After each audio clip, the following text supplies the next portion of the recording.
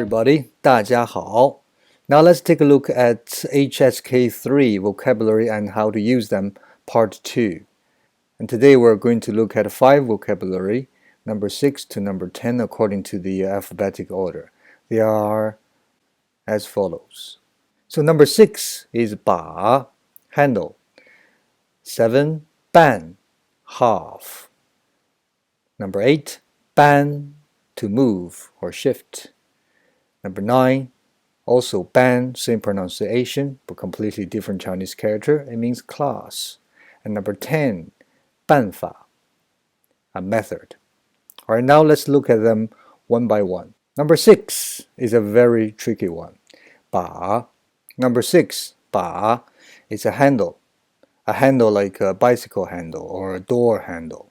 车把 or 门把手, but that is not the only meaning it has. Let's take a look at other meanings.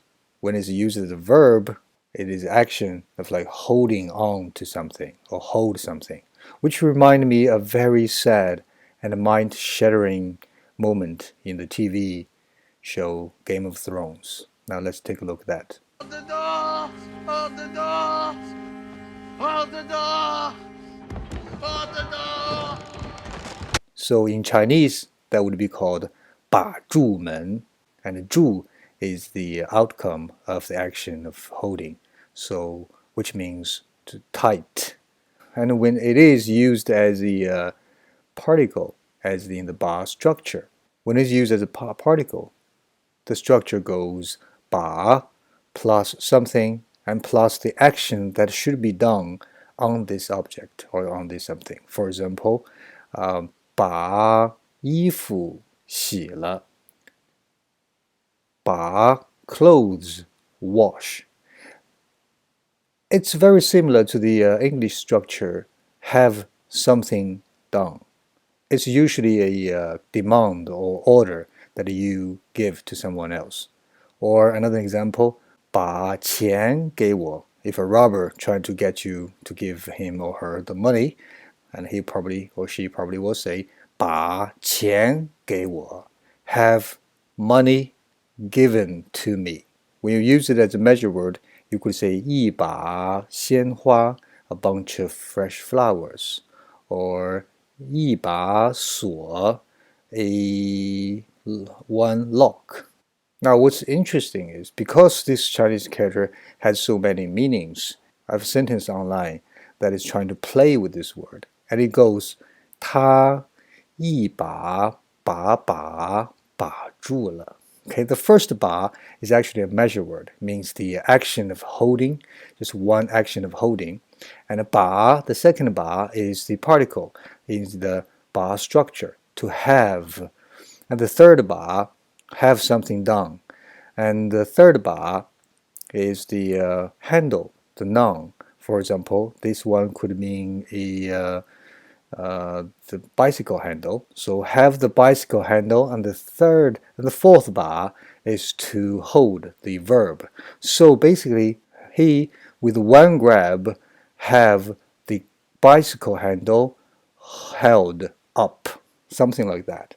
If you are in HSK 3 right now, you don't need to really understand every word of it. Just a little something for you to feel the power of some Chinese characters. And maybe you find it a little bit amazing.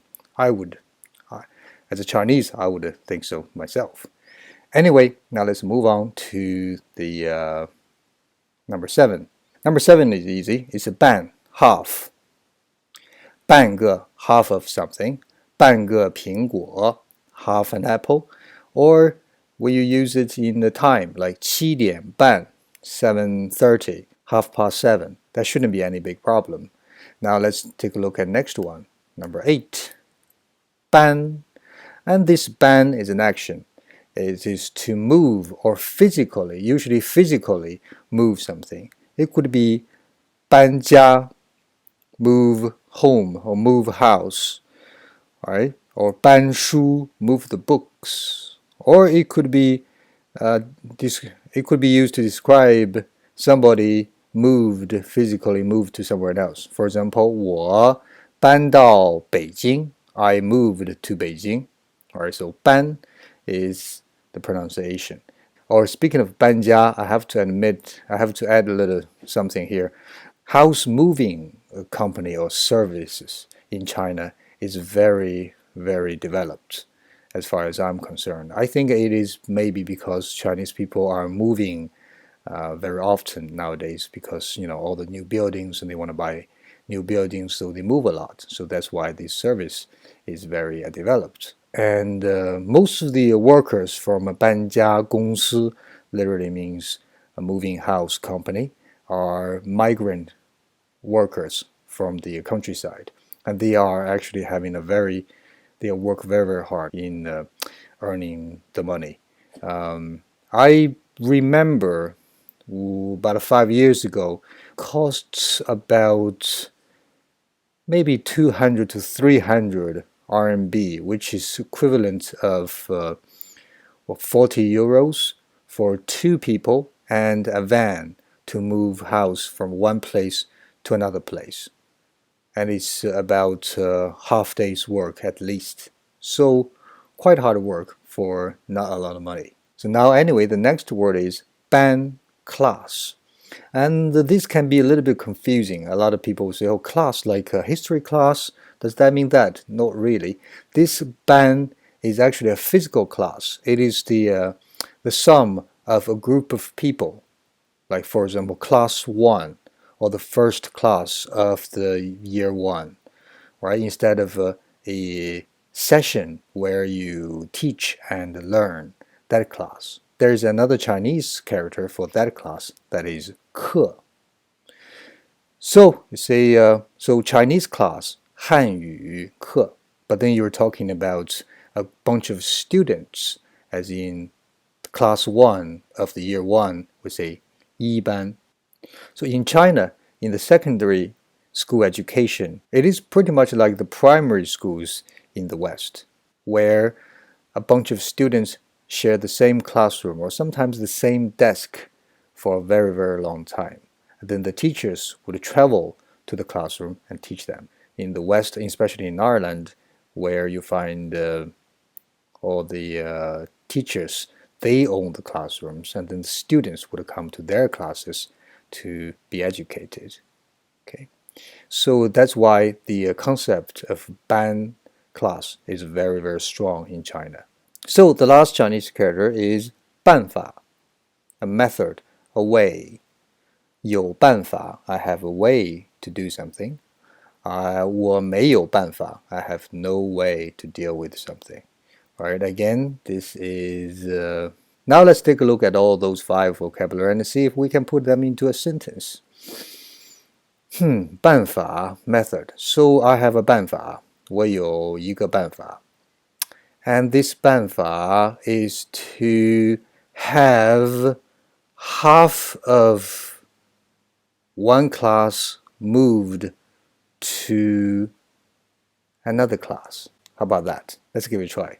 办法是 the method is to 把 to have, let's see, class 1, right? 一班的一半学生搬到2班。Yeah? 办法是把一班的一半学生搬到2班。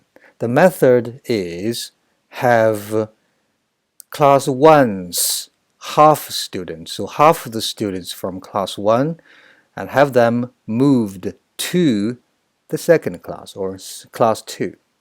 Okay, so that's I'm very happy with this sentence, and I hope you have learned something from this video as well. And I will see you next time. Enjoy. Bye bye.